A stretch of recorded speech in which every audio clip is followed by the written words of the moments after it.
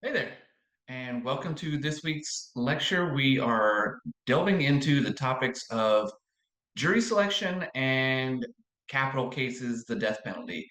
And it really kind of brought to mind a topic that I talk about in class fairly often, and that is that at the university level, in school, my job isn't to necessarily tell you what to think. I mean, there are facts that need to be passed on, but when we talk about viewpoints of the world, perspectives of the world, global perspectives, my job isn't to tell you what the right way to think is.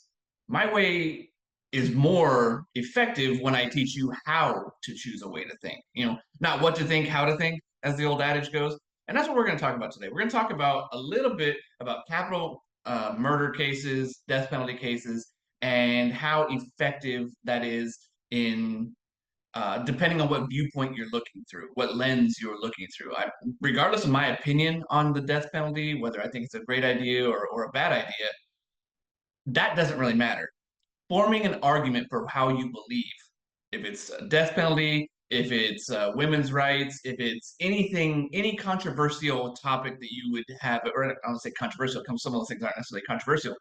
Any topic where you may foresee a debate or an argument in with another person, your job is to formulate that argument in the most lucid and the most effective manner.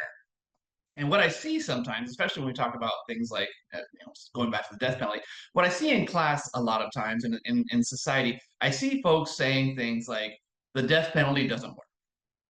The death penalty is not effective. And usually what folks are talking about when they say that is that there's data to show that in states with the death penalty, they don't always have a lower homicide rate than states without the death penalty. So they say, well, the death penalty doesn't work.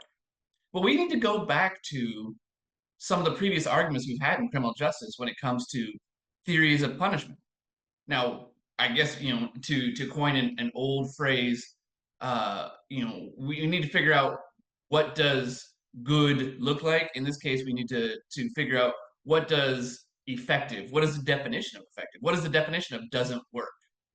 Because depending on the viewpoint, the theoretical viewpoint of punishment, you're viewing it from, may determine whether or not specifically the death penalty works or doesn't work. And then we need to formulate an argument to effectively convey what we're trying to say instead of a blanket statement like it doesn't work. So let's just take a quick review and talk about the theories of punishment. Remember, the in general, society will punish folks because they want to deter the behavior in the future. That is to say, something bad happened to me when I did that last time, so I don't want to do it again next time. Rehabilitate people, which is to say, give them tools to make better decisions in the future, either through education, get them off of addictions, things like that, give them skills so that they don't have to commit crimes. Incapacitation is another one, which is to say, we put people in jail, we punish them because we just don't want them to do what they were already doing. So we put them someplace where they can't do that. So if you break into a lot of cars, then society will put you in jail where there are no cars, so you can't break can't break into cars anymore. And the last one that we generally talk about is retribution and revenge. Society will punish folks because they figure that bad folks deserve bad things. Retribution, and we just bifurcate the difference between retribution and revenge. Just who's doing it. If the person affected by the crime is pushing for it, it's revenge. If society is pushing for it, it's retribution. So those are our four primary reasons why we punish folks. So we look at our classicalists, Jeremy Bentham, Cesare Beccaria, and they talked about the rational choice, that cost benefit analysis where we talk about deterrence and say, hey, if you punish somebody enough, then they're going to think, well, I don't want that punishment, so I'm not going to do that again.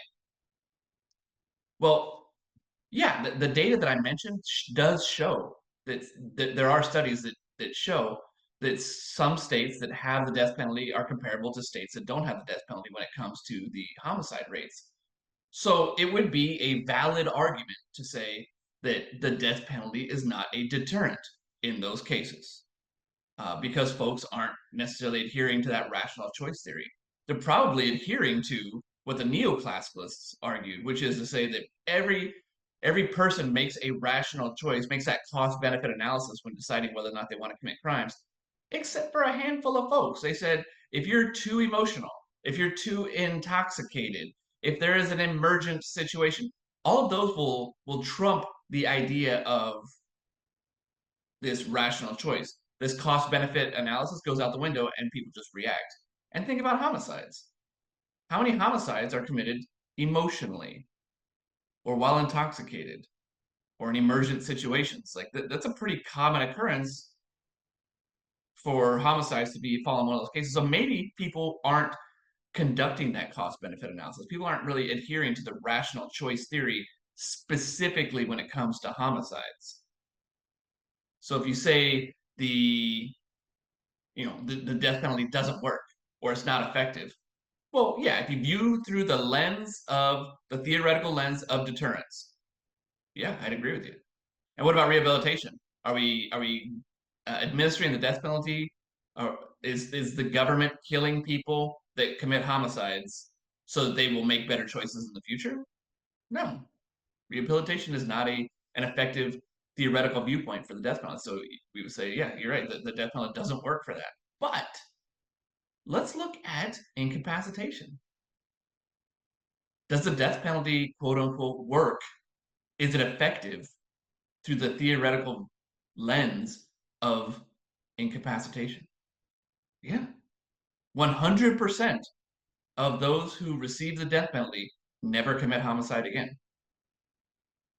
So when one argues that that the death penalty doesn't work, in that theoretical viewpoint, it does work. Now, what we need to argue is the death penalty something we want in society? Is the death penalty a good deterrent? Those are all differently phrased arguments for this same topic. Instead of making what I would call a lazy man's argument saying the death penalty doesn't work, I would say, hey, let's talk about, is it a good deterrent? Let's talk about, do we want the death penalty in our society? The same way that Jeremy Bentham argued with Cesare Beccaria. Cesare Beccaria said, and I'm paraphrasing, that if we punish people enough, they will never commit crime again. If they were in modern day age, Cesare Beccaria would believe that if we give 10 years in prison for speeding, then nobody will speed. I don't know, maybe he's right. But Jeremy Bentham said, yeah, maybe you're right, but do we really want that level of punishment in our society? Do we want to be giving that much negativity in our society? Or do we want to make that punishment just outweigh the pleasure of the crime, that pain pleasure principle? Cesare Beccaria was okay with having it far outweigh the pleasure of the crime, the punishment far outweigh the pleasure of the crime. But Bentham said, I think it should just outweigh